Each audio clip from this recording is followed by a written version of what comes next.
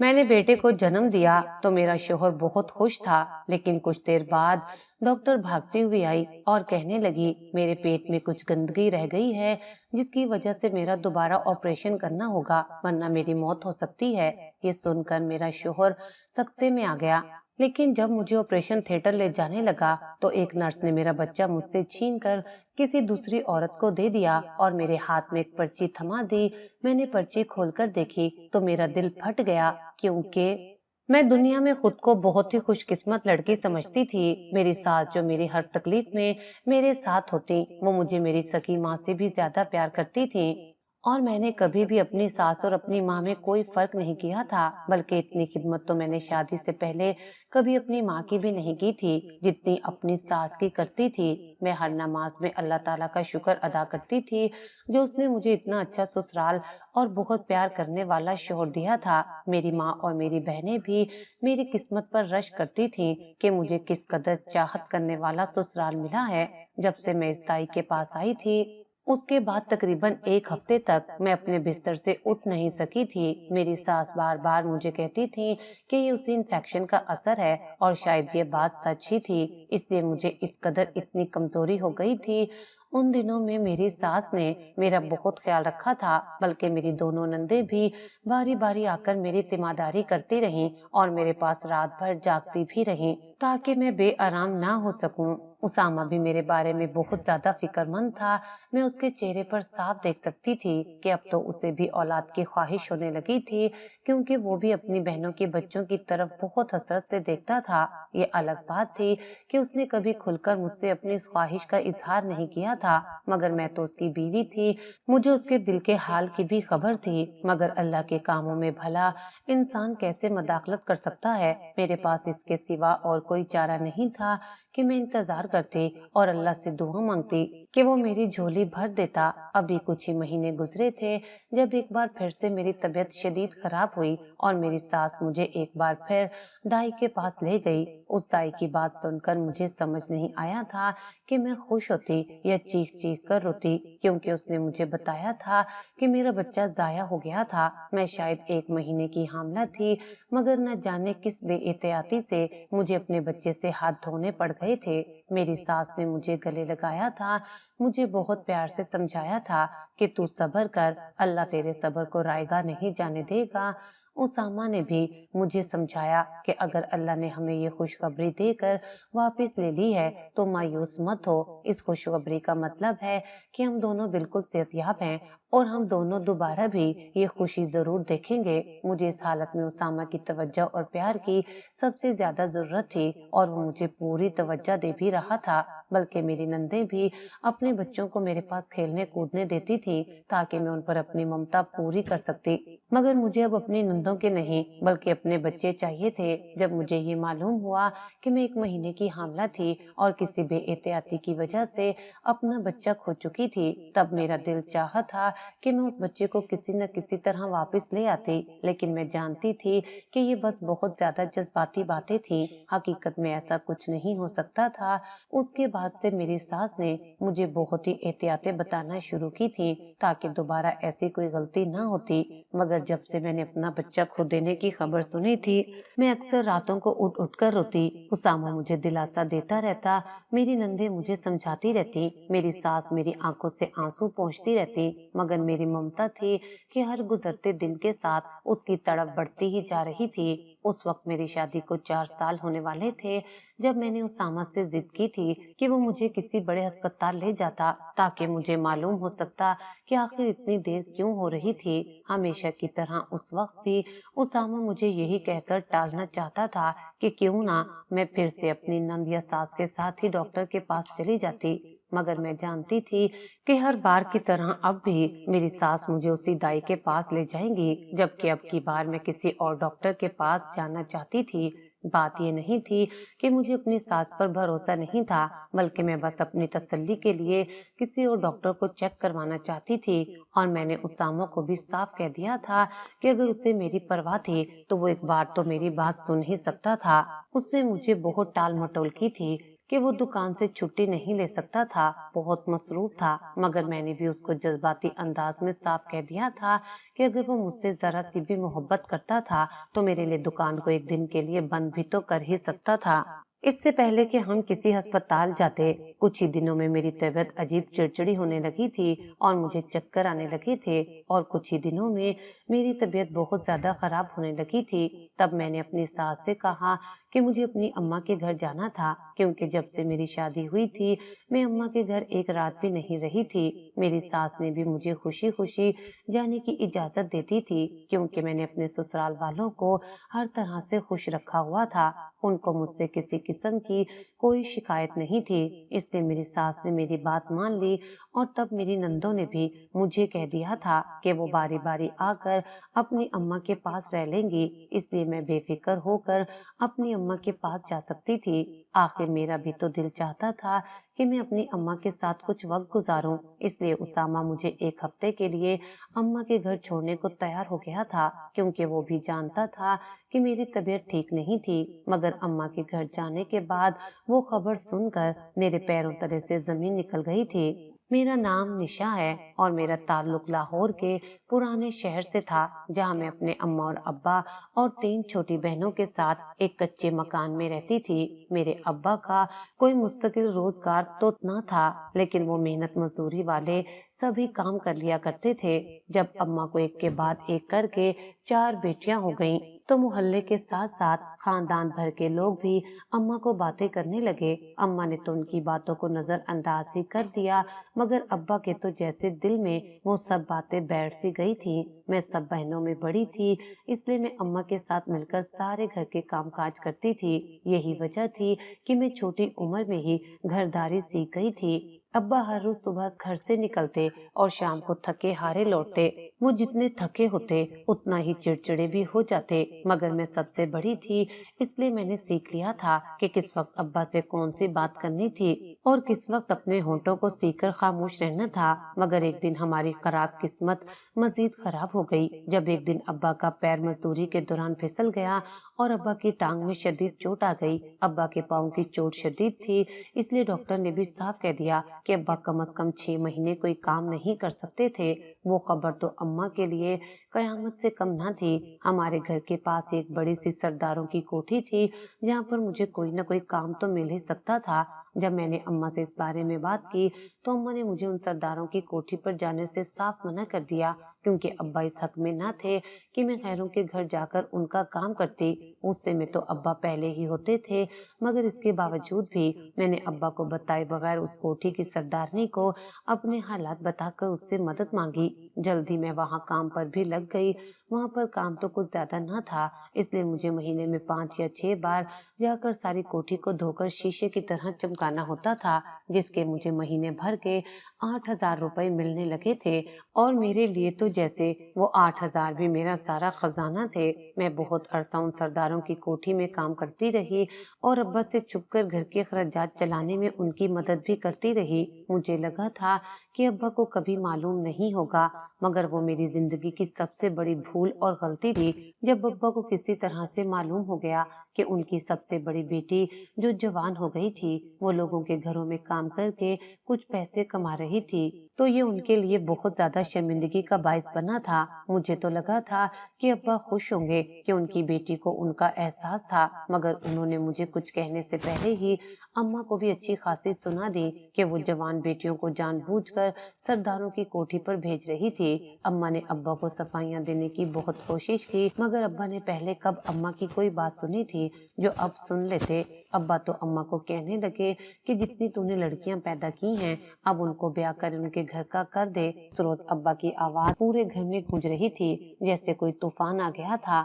اماں نے ہمیشہ کی طرح دوپٹے سے اپنے آنسو پونچھے اور چپ چاپ چولہے کی طرف رخ موڑ لیا۔ मगर मेरे दिल पर अब्बा के वो अल्फाज किसी छुरी की तरह चुभ गए। मैंने तो सोचा था कि अब्बा फख्र से कहेंगे कि मेरी बेटी को अपने बाप का एहसास है, तभी तो वो मेरे बोझ को बांटने निकली है। मगर यहाँ तो जैसे मैंने कोई बहुत बड़ा गुनाह कर डाला था, जिसकी सजा के तौर पर अब्बा ने मेरा रिश्ता ढूंढना शुरू कर दिया। मैं बेशक बहनों में सबसे बड़ी थी, मगर उस वक्त मेरी उम्र भी मुश्किल से 18 साल ही थी जब अब्बा ने मेरे हाथ पीले करने का फैसला कर लिया था। उस रात मेरी आंखों में नींद कोसों दूर थी। उस वक्त मेरा दिल चाहा कि मैं सब कुछ छोड़ देती, मगर फिर मुझे अपनी बहनों के मासूम चेहरे मजीद परेशान करने लगे और मैं सोचने लगी कि अगर मैं कोई गलत कदम उठाऊंगी तो उसका खमियाजा न पड़ सकता था। मुझे अम्मा का झुर्रियों भरा चेहरा भी याद आया था और सबसे बढ़कर मुझे अब्बा की वो तनकीद याद आई थी जो अम्मा पर कई सालों से बरसती आई थी कि उसने सिर्फ बेटियां ही पैदा की हैं।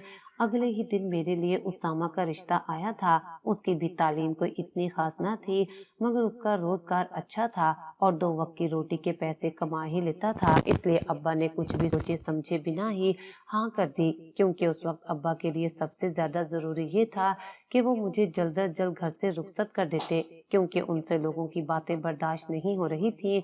जो लोग पहले अब्बा को इस बात पर ताना देते थे कि उसने तो बस बेटियों की ही लाइन लगा ली है, तो अब वही लोग ये ताने देने लगे कि खुद तो बीमार होकर घर बैठ गया था और अब बेटियों की कमाई खा रहा था। उसामा के घर वालों ने भी मुझे देखते ही पसंद कर लिया था, क्योंकि मैं अपनी बहनों में सबसे ज्यादा खूबसूरत थी और उसके साथ ही मुझे घर के सारे काम भी आते थे। उसामा अपनी 2 बहनों का इकलौता भाई था।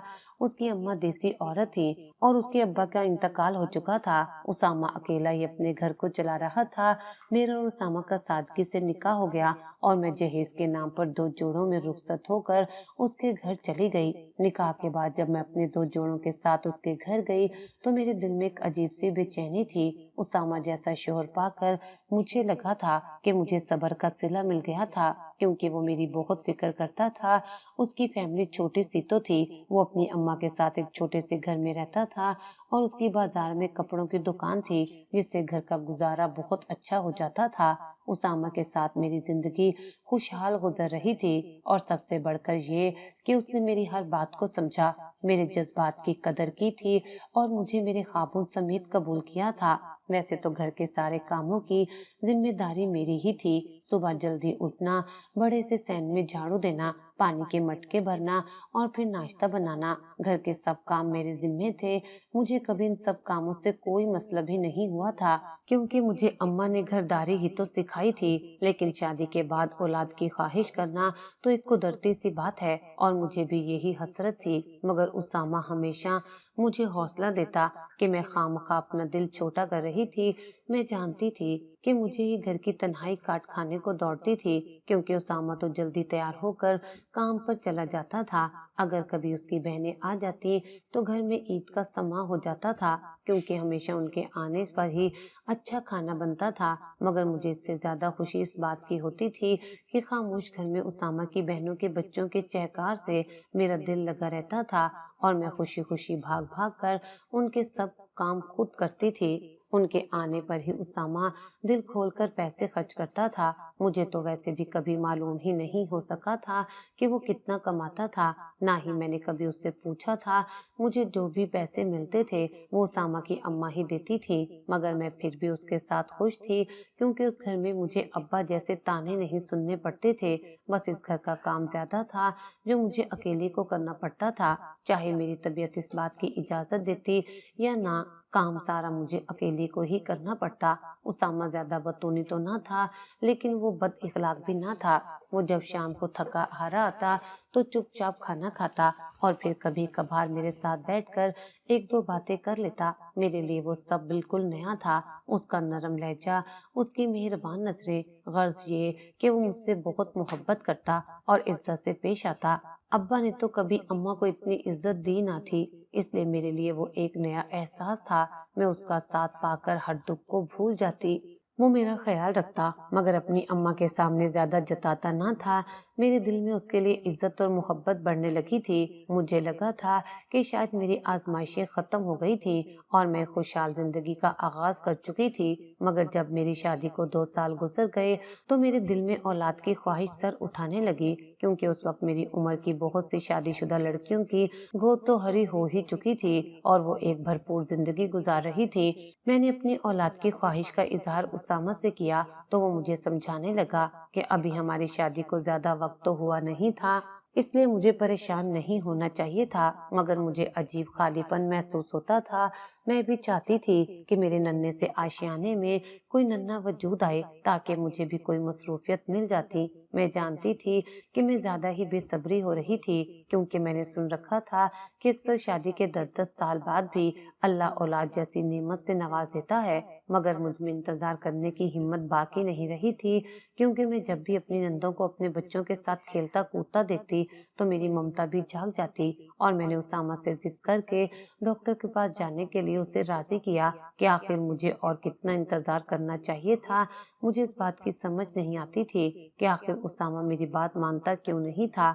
आखिर डॉक्टर के पास जाने में बुराई ही क्या थी, मगर जब वो बहुत मुश्किल से मान गया तभी वो खुद मेरे साथ जाने के लिए तैयार नहीं हुआ था, बल्कि मुझे कहने लगा कि मैं उसकी अम्मा या उसकी बहन के साथ डॉक्टर के पास चली जाऊं। जब मैंने अपनी नंदों से इस बारे में बात की तो वो भी कहने लगी कि उनका भाई ठीक ही तो कह रहा था, भला औरतों के काम में मर्द क्यों डॉक्टरों के चक्कर लगाता फिरता। मुझे अपनी नंदों की किसी भी बात की कोई समझ नहीं आई थी। शायद मुझे मेरी अम्मा ने जमाने की और लोगों की चालाकियों के बारे में कुछ बताया ही नहीं था, इसलिए मुझे वो सभी ठीक लगता था जो मेरी सास और मेरी नंदे कहती थी। मेरे बहुत ज्यादा इसरार के बाद आखिर मेरी सास मुझे किसी डॉक्टर के पास ले जाने की बजाय मोहल्ले की दाई के पास ले गई थी। उस दाई ने मेरा मुकम्मल चेकअप किया और फिर मेरी सास को कहने लगी कि सब कुछ बिल्कुल ठीक है, बस मुझे इंतजार करना चाहिए।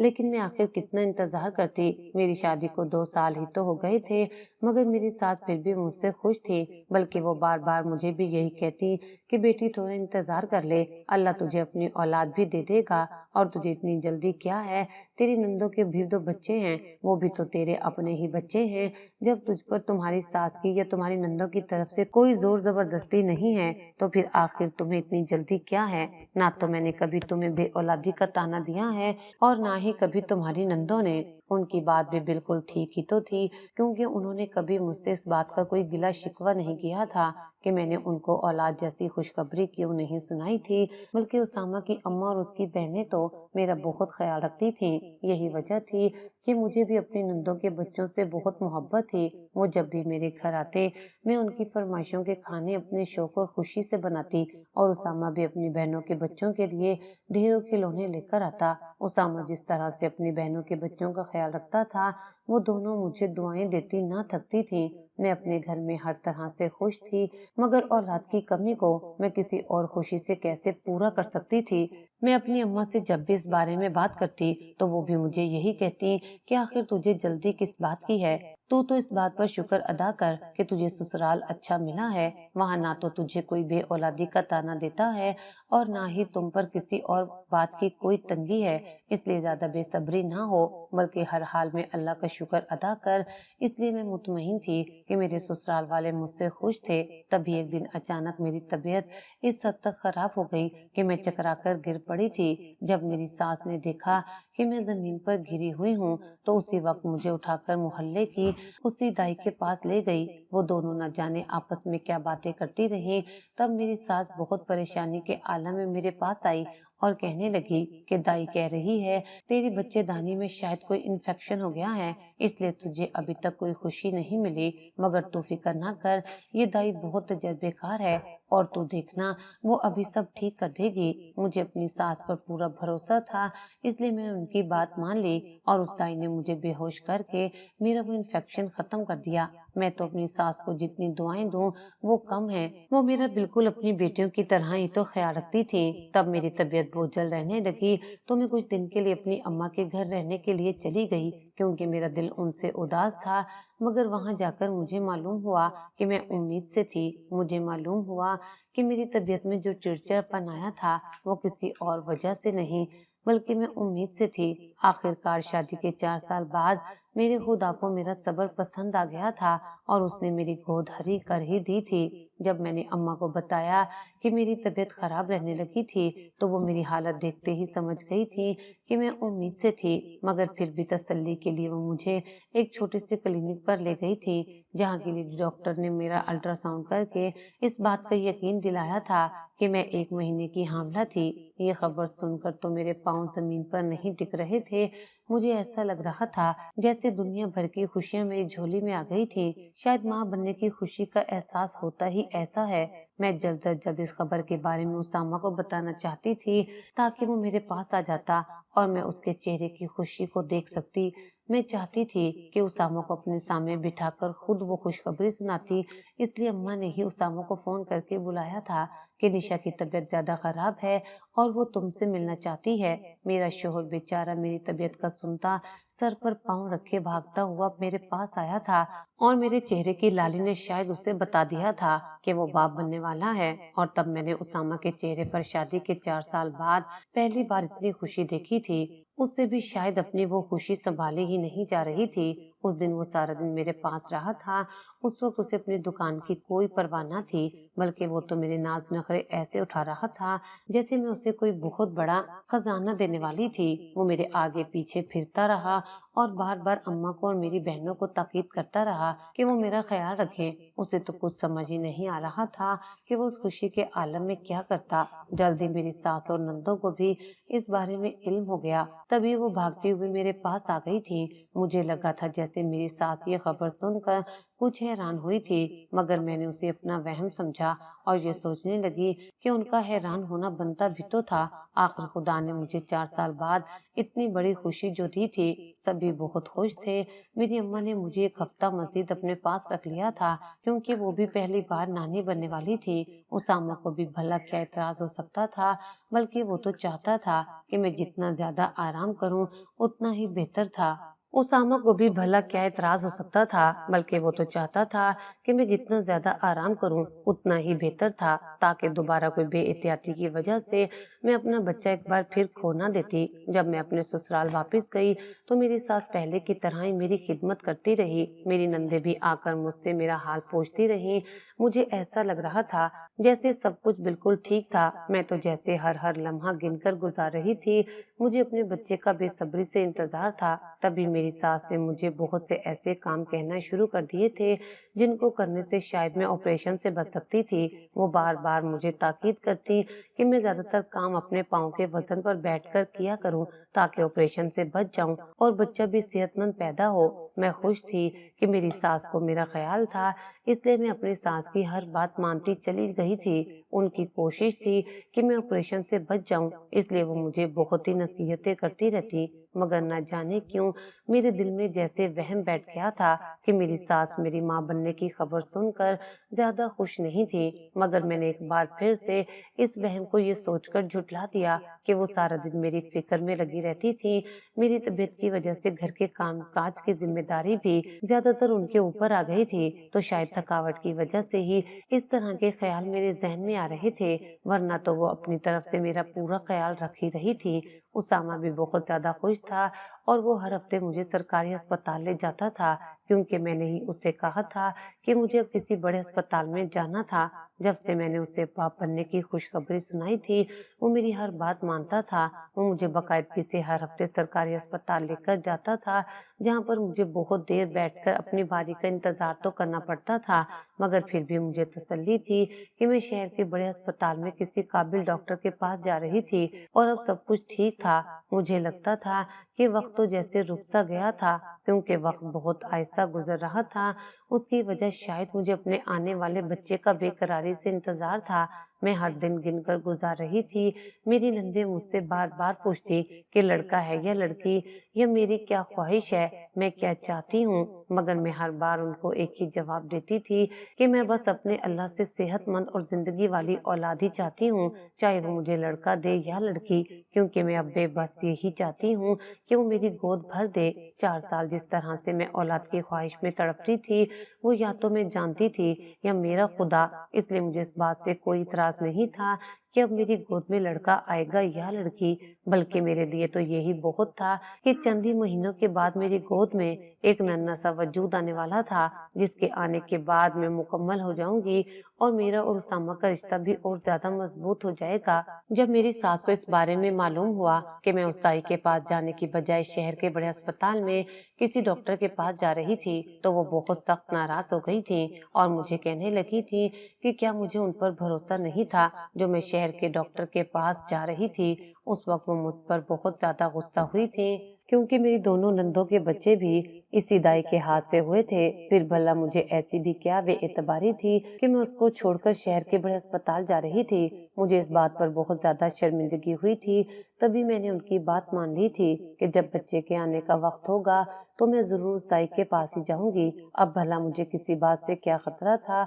मेरी गोद में खुशी तो आ ही गई थी, जो बहुत जल्द दुनिया में आने वाली थी। इसलिए मैंने अपनी सास को मना लिया कि वो मुझसे नाराज ना हो और मेरी नादानी को माफ कर दे।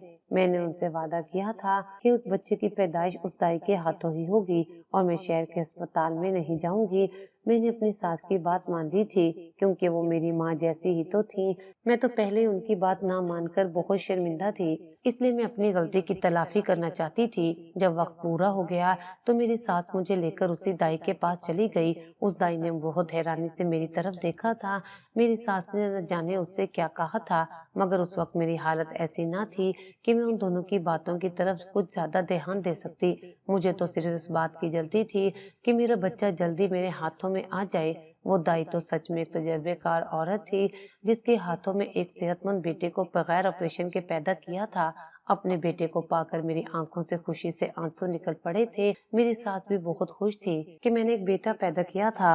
उन्होंने भी मुझसे साफ कह दिया था, चाहे बेटा हो या बेटी, उनके लिए दोनों ही बराबर थे। मुझे लगता था कि शायद मैं दुनिया की खुशकिस्मत लड़की थी जिसको माँ जैसी सास मिली थी, मगर उस वक्त तक मैं हकीकत से बिल्कुल अनजान थी और शायद मुझे इस हकीकत के बारे में कभी पता ही ना चलता अगर बेटा पैदा होने के एक हफ्ते बाद मेरे पेट में शदीद दर्द ना उठता और मुझे एक बार फिर उस दाई के पास जाना पड़ता। जब मेरी सास एक बार फिर मुझे उस दाई के पास लेकर गई थी तो वो दाई मेरा चेकअप करने लगी। मैंने महसूस किया था कि मेरा चेकअप करते उसके चेहरे का रंग एकदम से जर्द पड़ गया था।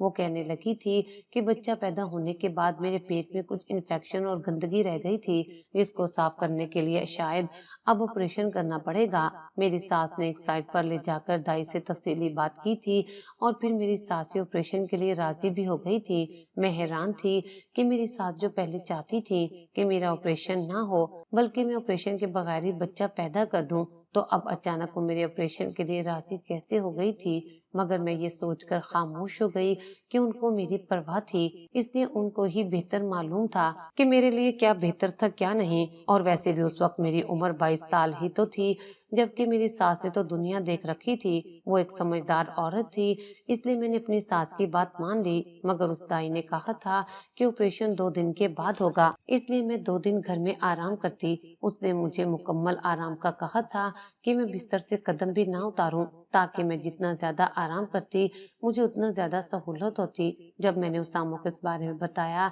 कि दाई ने क्या कहा है, वो कह रही है कि मेरे पेट में कुछ गंदगी रह गई है जिसको साफ करने के लिए ऑपरेशन करना पड़ेगा, तो उसामा भी इस बात पर बहुत ज्यादा हैरान हुआ था कि जब बच्चा बगैर ऑपरेशन के हो सकता था तो फिर वो गंदगी बगैर ऑपरेशन के साफ क्यों नहीं की जा सकती थी। तब पहली बार उसामा ने ही कहा था कि वो मुझे शहर के अस्पताल में काबिल और सियाने डॉक्टर के पास ले जाएगा, ताकि अगर ऑपरेशन करवाना ही था तो शहर के अस्पताल से करवाते, क्योंकि दाई के पास तो ऑपरेशन की ज्यादा सहूलतें भी नहीं होंगी। उसामा तो वैसे भी मेरे उस दाई के पास जाने के खिलाफ था, क्योंकि उसको लगता था कि वो दाई पुराने वक्तों की थी, तो उसको भला नए जमाने की पेचीदगियों के बारे में क्या इल्म होगा।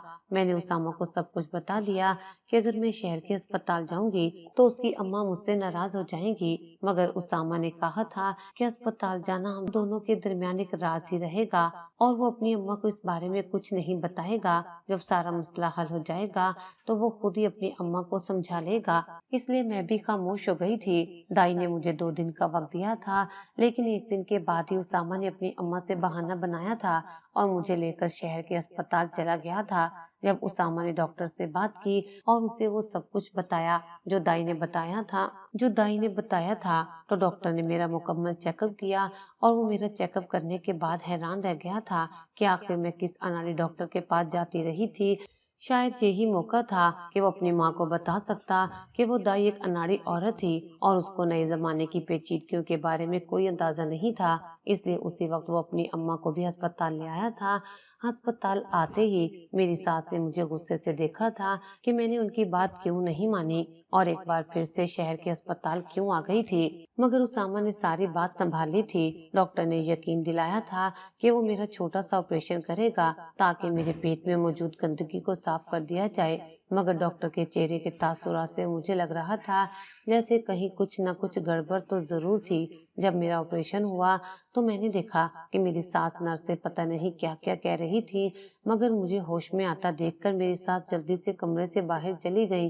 اس وقت بھی مجھے ایسا ہی لگا تھا کہ شاید میری ساس میری وجہ سے پریشان تھی اور نرس کو ہدایت کر رہی تھی کہ وہ میرا خیال رکھتی، مگر میرے پیروں سے زمین تو اس وقت نکلی جب نرس نے وہ سارے ڈاکومنٹس میرے حوالے کیے۔ ان ڈاکومنٹس کے اوپر صاف صاف لکھا ہوا تھا کہ پہلے بھی میں ایک بار امید سے ہوئی تھی، مگر پھر میرا ایک چھوٹا سا آپریشن کیا گیا تھا اور میرا بچہ ضائع کر دیا گیا تھا، اور یہی نہیں بلکہ یہ کوشش کی گئی تھی کہ میں کبھی ماں نہ بن سکوں۔ پہلے تو مجھے کچھ سمجھ نہ آیا، مگر جب مجھے اس دائی کا آپریشن یاد آیا تب مجھے ساری بات سمجھ آنے لگی کہ آخر میری ساس مجھے اس دائی کے پاس لے جانے کے لیے ضد کیوں کر رہی تھی۔ اس وقت مجھے سب کچھ یاد آنے لگا تھا کہ جب میری طبیعت پہلی بار خراب ہوئی تھی تو شاید اس وقت بھی میں امید سے تھی، مگر میری ساس نے میرا بچہ ضائع کروا کر میرا آپریشن کروانے کی کوشش کی تھی کہ میں کبھی ماں نہ بن سکوں، مگر وہ دائی تو اناڑی تھی، شاید اس لیے اس کا وہ آپریشن بھی کامیاب نہیں ہوا تھا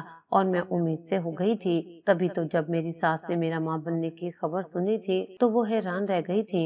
اس نے بار بار مجھ سے یہ ضد بھی اس لیے کی تھی کہ میں اس دائی کے پاس سے اس بچے کو پیدا کرتی تاکہ کسی طرح سے وہ ایک بار پھر میرا بچہ ضائع کروا دیتی، مگر وہ کہتے ہیں نا جس کو اللہ رکھے اس کو کون چکھے، میرے بچے کو اس دنیا میں آنا تھا، اللہ نے اس کی زندگی لکھی تھی، تبھی وہ اس اناڑی دائی کے ہاتھوں پیدا ہونے کے باوجود بھی زندہ بچ گیا تھا، مگر اس نے جو پہلے میرا آپریشن کیا تھا جس کی وجہ سے میرے بچے نہ ہو سکتے، اسی میں شاید کوئی خرابی ہوئی تھی اور میرے پیٹ میں انفیکشن ہو گیا تھا، اس لیے ایک بار پھر سے میرا آپریشن کر کے اپنی غلطی چھپانا چاہتی تھی، مگر میں نے اسامہ کو سب کچھ بتا دیا تھا اور وہ مجھے وقت پر شہر کے بڑے بڑے ہسپتال لے آیا تھا۔ شہر کے بڑے بڑے ہسپتال کے قابل ڈاکٹر کو میرا چیک اپ کرتے ہی اندازہ ہو گیا تھا کہ کسی اناڑی نے میرے ساتھ کچھ غلط کرنے کی کوشش کی تھی، تبھی تو اس ڈاکٹر کو بے حد غصہ آیا تھا کہ آخر میں کس ڈاکٹر کے پاس جاتی رہتی تھی۔ میری ساس نے نرس کو بھی پیسے دے کر اس کا بھی منہ بند کروانے کی کوشش کی تھی، مگر وہ نرس شاید کوئی نیک عورت تھی جس نے مجھے سب کچھ بتا دیا تھا۔ مجھے تو ابھی بھی یقین ہی نہیں آ رہا تھا کہ میری ساس جو مجھ سے اتنی محبت کرتی تھی وہ تو میری سکی ماں کی طرح میرا خیال رکھتی تھی، پھر آخر وہ ایسا کیوں چاہتی تھی کہ میں اس کے بیٹے کے بچوں کی ماں نہ بنتی۔ اس بات کی مجھے سمجھ ہی نہیں آ رہی تھی، مگر اب تو سب کچھ کھل کر سامنے آ گیا تھا۔ اسامہ بھی سب کچھ جان گیا تھا، مگر اس کو اس بارے میں بالکل بھی اندازہ نہیں تھا کہ یہ سب کچھ اس کی اپنی ماں نے کروایا تھا۔ اسے تو لگا تھا کہ یہ اسی دائی کی غلطی تھی۔ جب وہ پولیس کو لے کر اس دائی کے دروازے پر پہنچا تو دائی نے روتے ہوئے سب سچ بتا دیا تھا کہ اس نے یہ سب اسی کی ماں کے کہنے پر کیا تھا۔ یہ انکشاف تو شاید اس کے لیے بھی کسی قیامت سے کم نہ تھا۔ وہ بھلا یہ کیسے برداشت کر سکتا تھا کہ اس کی اپنی ماں اس کے ساتھ اتنا بڑا ظلم کر سکتی تھی۔ وہ سب کچھ سننے کے بعد اسامہ اپنی ماں کے سامنے کھڑا ہو گیا تھا اور ان سے سوال پوچھنے لگا تھا کہ آخر انہوں نے ہمارے ساتھ ایسا کیوں کیا تھا۔ پہلے تو میری ساس مانی ہی نہ تھی کہ وہ ایسا کچھ کر سکتی تھی، مگر پھر وہ چیخ چیخ کر کہنے لگی تھی کہ اگر میری بہو کے ہاں بچے ہو جاتے تو پھر تم میری بیٹیوں کا خیال کس طرح سے رکھتے، اگر تمہارے اپنے بچے ہو جاتے تو پھر تم میری بیٹیوں کے بچوں کا خیال کس طرح سے رکھتے۔ میری بیٹیاں مجھے بار بار یہی کہتی تھی کہ اگر بھائی کے ہاں بھی اولاد ہو گئی تو وہ تو ہمیں اپنے گھر آنے بھی نہیں دے گا، बल्कि अपनी औलाद की मोहब्बत में हमारे बच्चों को भी भूल जाएगा। इसलिए मैं मजबूर थी, ताकि मेरी बेटियों का दाखिला इस घर में बंद ना होता और तुम अपनी बहनों से और उनके बच्चों से वैसे ही मोहब्बत करते रहते जैसे शादी से पहले करते थे। इसलिए मैंने ये सब कुछ किया। मैं तो सोच भी नहीं सकती थी कि एक माँ इतनी जालिम भी हो सकती है। मुझे तो कभी इस बात का अंदाजा तक ना हुआ था कि मेरी सास के दिल में आखिर चल क्या रहा था। वो चाहती थी कि मैं बस सारी जिंदगी उसकी बेटियों की, उसकी नवासियों की खिदमत करती रहूं और मेरी अपनी गोद कभी हरी ना हो, क्योंकि खुद भी जानती थी कि अपनी औलाद के आगे किसी की औलाद ज्यादा मायने नहीं रखती। तभी तो मेरी सास ने मुझे ये कहा था कि मेरी नंदों के बच्चे भी तो मेरे अपने ही बच्चे हैं। वो सारी हकीकत खुलने के बाद उसामा ने एक अलग छोटा सा घर किराए का लेकर दिया, जहाँ मैं और उसामा अपनी सास से अलग रहते हैं, क्योंकि अब वो नहीं चाहता कि मैं और उसकी माँ एक ही घर में रहे। मुझे अपनी सास से नफरत नहीं है, मगर न जाने क्यों अब मेरा दिल चाहता है कि वो कभी मेरे सामने ना आए।